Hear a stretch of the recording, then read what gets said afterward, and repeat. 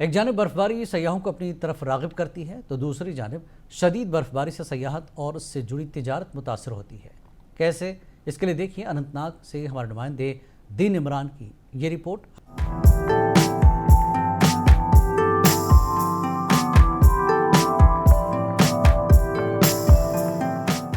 وادی کشمیر قدرتی خوبصورتی کے لحاظ سے پوری دنیا میں کافی مقبول ہے۔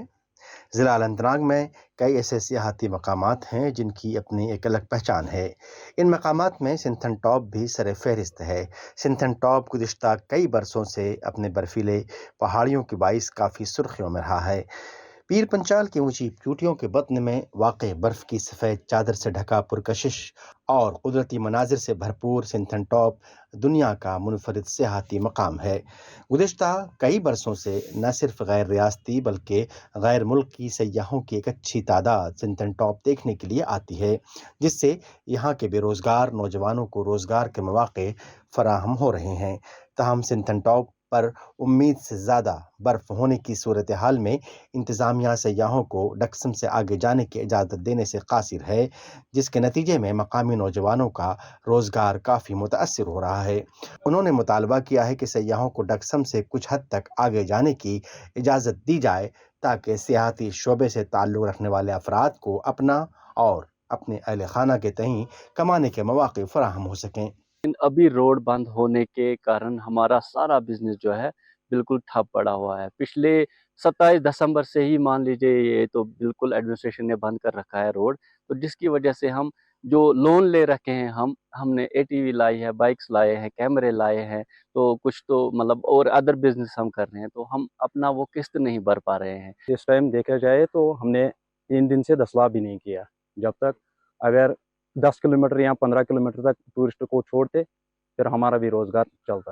جن ٹورسٹس کو یہاں سے مطلب پیچھے کیا جاتا ہے، واپس بھیجا جاتا ہے، وہ آگے بھی یہ میسیج کرتے ہیں کہ اوپر جانے نہیں دیتے۔ اس کی وجہ سے بہت سی مطلب یہ ہوتا ہے کہ جو یہاں پر آنے چاہتے ہیں، جو ٹورسٹ سنتھن ٹاپ آنے چاہتے ہیں وہ نہیں آ پاتے، پھر وہ یہ سوچتے ہیں کہ اوپر روڈ بند ہے۔ تو ہمارے نوجوان، ہمارے بچے ایم فل کر کے بیٹھ کر کے یہاں پہ پریشان ہو رہا ہے کہ ہمارا سدباب کرو۔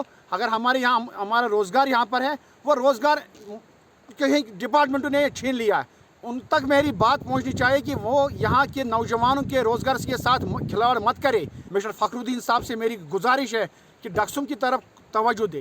وہیں SDM کوکرناگ سہیل احمد لون کا کہنا ہے کہ سنتھن ٹاپ پر زیادہ برفباری ہونے کے نتیجے میں سیاحوں کو آگے جانے سے روک دیا جاتا ہے۔ انہوں نے کہا کہ سیاح ہمارے مہمان ہیں اور مہمانوں کا تحفظ کرنا وادی کے ہر فرد کی ذمہ داری ہے۔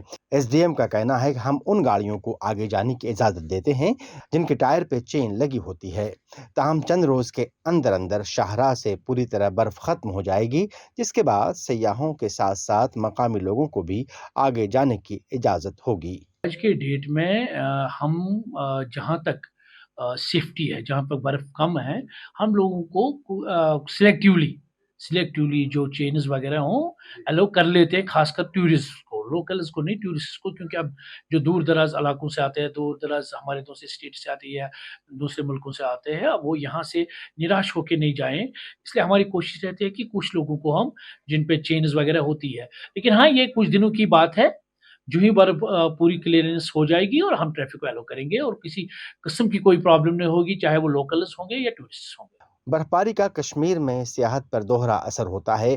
ایک طرف یہ سیاحوں کو اپنی طرف کھینچتی ہے، دوسری طرف بعض اوقات شدید برفباری مشکلات بھی پیدا کرتی ہے۔ شدید برفباری سے سڑکیں بند ہو جاتی ہیں، جس سے سیاحوں کو دشواری ہوتی ہے اور اس کا اثر سیاحت سے وابستہ تجارت پر پڑتا ہے۔ اگرچہ برفباری کشمیر میں سیاحت کے لیے ایک قدرتی کشش کا باعث بنتی ہے، لیکن اس کے ساتھ ہی آنے والی مشکلات کو کم کرنے کے لیے انتظامیہ کو پیشگی اقدامات کرنا ضروری ہوتا ہے۔ اننت ناگ سے منصف ٹی وی کے لیے دین عمران کی رپورٹ۔